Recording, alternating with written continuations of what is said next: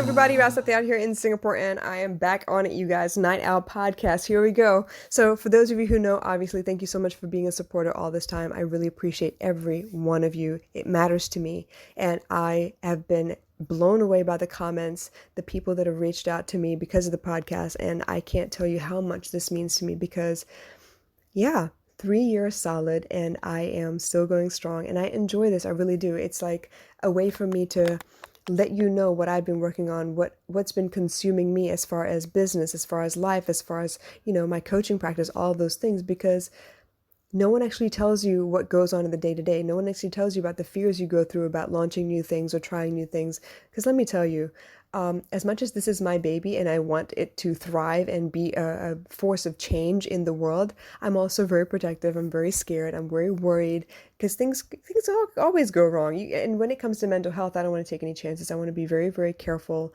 I want to make sure everything that I do is with love. So a lot of times I'll record these podcasts and I'd be like, what the hell was I talking about? I started here and I ended up there, and it makes no sense. So I can't tell you the amount of things that sit in my wastebasket because it ended up being like more of a blooper reel than it was a very helpful, authentic, useful piece of audio. So, with that being said, I want to talk to you a little bit about the fact that I have been sitting on a lot of projects, mostly because I'm afraid. See, it's people like Cece from the Six Figure Chick who actually allow me to be honest with myself and tell the truth when it comes to my business itself.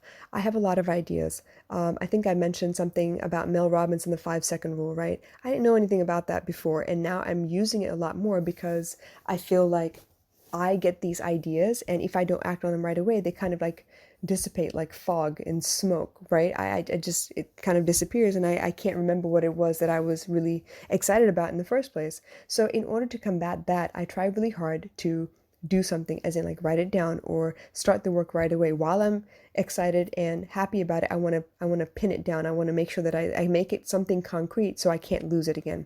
Most of the time I use my WhatsApp web, and I have like I think I mentioned this before, I have a group that just has me in it so I can write all my notes in there instead of using, Google Notes or a notepad on my phone or sticky notes all over the house. I usually use this because my phone's always in my hand, right? So I write down notes, just like I write down shopping lists, stuff like that. Well, I was going through my notes the other day, and I have notes from 2 years ago. Yes, knock on wood, so far this phone has lasted me 2 years already. I've been taking very good care of it, but I've had notes in there from 2 years ago of things that I thought were fabulous ideas, and I have not moved on them because I've had other ideas that I've been working on as well. And so when I go back and look at these things, I'm thinking, wow, why didn't I work on this? Or, okay, I could adjust it. It doesn't quite fit the way that I thought it would back then because my business has evolved since, but maybe I can adjust it and incorporate it this time. So this means way more content if I can pin down the time and actually sit down and work on it, because I've always had some great ideas, and thank God I wrote them down because otherwise I'd lose them. So for me, right, procrastination is an issue. You already know about this. I've told you about this a million times. But I also realize that sometimes it's not about just getting the work done. Sometimes it's more about being good about letting some things be left undone. There's a really great quote by a man named Lin Yutang about the importance of living, and he says, besides the noble art of getting things done, there is the noble art of leaving things undone. The wisdom of life consists of the elimination of non-essentials. And you know what? That is a fabulous, fabulous statement, because I get real good about procrastinating, but then I get real good about busy work as well. Y'all know about busy work, don't you? The act of being busy, but not actually being productive about much of anything. Now, Cece and this other young lady, Bianca Robinson, talk a lot about doing things that actually mean money for you. And I think I quoted on Twitter the other day talking about, if you don't make dollars, it don't make sense, as SENSE. It's a lyric from a rap. But I thought it was really important to notice that and to put it up on my wall, because that reminds me that I could be doing stuff that helps me procrastinate. As in, I would need to create something for the group that I'm launching today, right? And instead of creating the posts or putting together the curriculum, suddenly I have this itch to go clean the kitchen, as in like to sweep and mop the floor, which is productive and helpful, but it's not productive in the sense that it's good for my business. I could mop at any other time. And usually I do these things that are busy work that helps me procrastinate during times when the baby girl is not home and it should be productive time for the business itself. I have this issue. I know this very, very well. But you know what? Combating it is a whole nother discipline, right? It's a form of self-love. It's a completely different discipline. And it's something that I'm really trying hard to conquer because adulting 101, you guys, no one teaches us this stuff. When we're in school, we know what we need to do. We have no choice but to get up and go to school, to physically be in school, which means at some point your class teacher is going to ask you for the assignment, or they're going to hold you accountable somehow by giving you a test or giving you a quiz. When you're the CEO of your life, no one's going to hold you accountable. You got to do that for yourself. So, like I said, different level of adulting, and it's essential that you learn how to discipline yourself. I know when I have a deadline and lots of things that I need to rush and get done, and I only have to do it by today, that I will find a freaking way to get all of it done. But if it's a lazy kind of day where I have a lot of free time, I will do everything but, which is a problem. So this is where the art of leaving things undone becomes very, very important to me, because I need to really ask myself the question, hey, how does this contribute to my business? Is this something that's going to help me make money today? Because if I can get this out the way, that means I'm giving it to somebody else to deal with, as in like they make the choice of whether they want to choose to work with me or not, but then it's actually there. A lot of times I have this idea of what everything will look like, and in my mind it's a finished product. In real life, it's not. But there is a disconnect between, have I done this yet? Or because I've dreamt it, it's already there in my subconscious, so I don't need to do any work anymore. So this is one of those things that I battle a lot. And I don't know if you go through the same thing, but I'm working on really making sure that I hold myself accountable. To be able to do that, I have a couple friends I check in with. They're not in the same, circle as I am as far as what they're doing for their life, their livelihood, but they are people who love me and they want to see me succeed, and they know I'm completely capable, so they will kick me in the ass a little bit. I check in with them every so often. I tell them the things that I've actually accomplished or I feel good about. And when I don't check in with them, they will reach back and be like, yo, I haven't heard from you. What's going on? What are you doing with your business? So in that regard, they're holding me accountable in a loving way. And I feel good about that because they're encouraging me to let the world know what my plans are so that the world can hold me accountable as well. I am of two minds about that, though. There are a lot of people who think, hustle in silence, don't let anybody know about anything because then they can't tear you apart and talk shit about you and derail you off your course. And on the other hand, I have people that say, nope, tell the entire world what your plans are because then you've put it out there. You have no choice but to come through and finish it up. So I don't know. I'm of two minds about that. Some things I don't want to tell people because I don't want people to steal my idea because I have some pretty good ideas. I gotta admit, I love my ideas.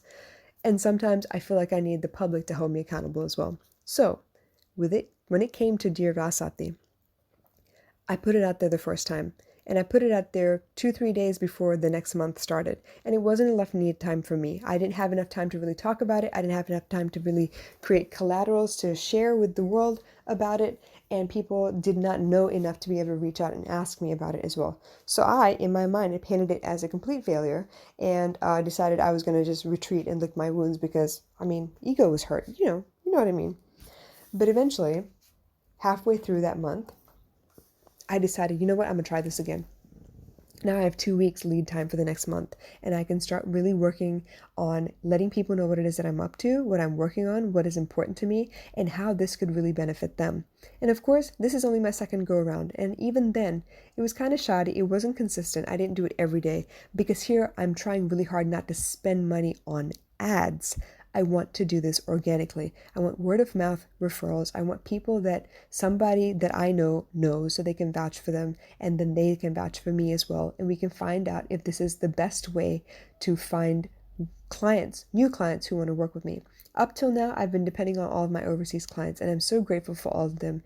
They have been marvelous. They have kept me going. They have kept me on my toes because I'm constantly researching ideas and concepts that might help them, because not everything that works for me is going to work for you. And that's the kind of coach that I am. I'm trying really hard to be dedicated and open-minded enough to find new solutions for you as well. But in the process, that also means that I am limiting myself because one-on-one clients means every time I get on the phone, it's a full hour that comes out of my day and I'm dedicating it to you. A lot of energy, a lot of time, a lot of scheduling that I had to manage. So I decided to compound the effort instead and allow people to come into a group. In my mind, it works a lot better because then you're not paying for a full session, you're actually paying for less than a session. Everyone contributes together and I still get paid my full rate and you all get a discount because you're sharing me at the same time. The focus may not be as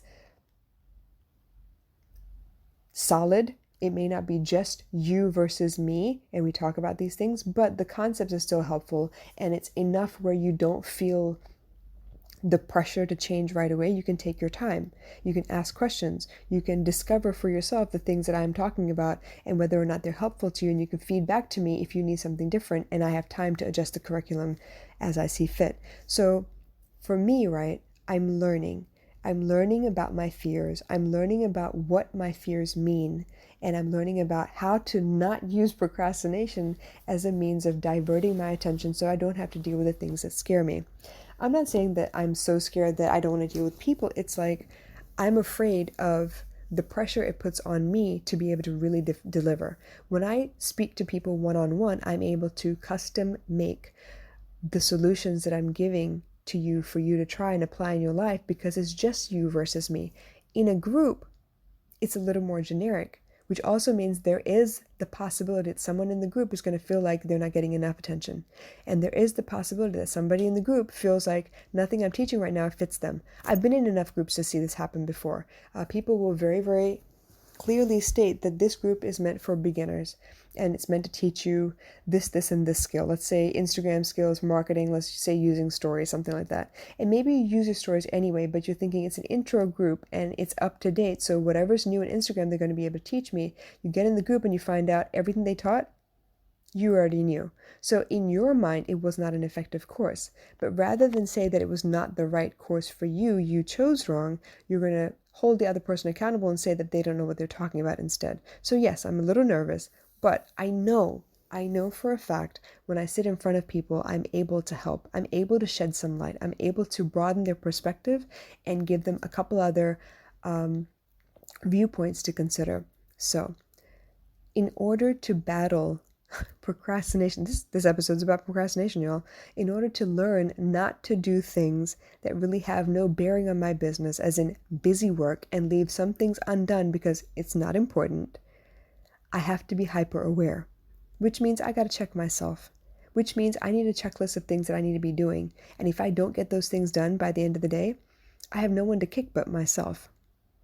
So I hope this makes sense. Sometimes the fear makes us do dumb things and circumvent the issue itself, and the fear makes us procrastinate and put off things that could be done very, very quickly if you just pay attention to them. But the fear is there for a reason, and that's something else you need to identify and understand as well. Now, while I'm not working actively with a coach to help me with my business, like I said, I do have people that hold me accountable, people who know me very well, as far as they're able to see the skills that I can offer, they're able to understand who I am as a person, and they also know when I'm bullshitting myself. So they call me out, they say, oh, no, I call bullshit because I know you could have done that and gotten it done, finished by now already if you had just chosen to focus on that one task. I'm also using apps like Teamwork because it allows you this function where you can start a job and it will start a timer at the same time. It's a funny thing that happens when you use a timer. You become hyper aware of the time that you're spending and you try really hard not to waste your time either, which means you will catch yourself if you suddenly find yourself scrolling through, I don't know, Lazada all of a sudden by accident because you had an idea in the middle of this assignment you're supposed to be doing, and it will allow you to be so aware that you find yourself saying, nope, I'm doing the wrong thing. Let me leave this undone for now, or close a tab completely so I'm not tempted again and go back to the work that is at hand. So a little bit all over the place, but more than anything, I wanted to talk to you about the art of leaving things undone, as in the non-essential things in your life. Mostly because it's very easy to get sidetracked and get busy where you feel like you did a lot, but it's also more like spinning your wheels in one place rather than ticking things off of your list. So if you have any questions about the concepts I talked about today, because I did breeze through a lot of things and ideas, drop me in the comments, let me know what you're thinking. But in the meantime, you guys, become a little bit more aware of what you're doing and why you're doing it. Obviously, me cooking in the middle of the day, unless I have a client that I have a deadline for, is not really helpful. I could do that once baby girl comes home if I wanted to. I need to use my office hours for my office hours, my office work. my business, the development of my business, the advertising and marketing of my business. But it's easy when you're working from home to get sidetracked and see a piece of dirt and decide, nope, I need to clean the house instead. So all of that stems down from the fact that I was afraid of doing something, because it means that I'm putting myself out there for question, comment, scrutiny, criticism, whatever, and I'm not sure I'm ready for that. But guess what? Nothing ventured, nothing gained. And if I want to be the change that I wish to see in the world, kind of got to put myself out there, don't I? So I hope this helped you guys. Thank you so much for listening, and I will catch you again very, very soon. I love you. Bye.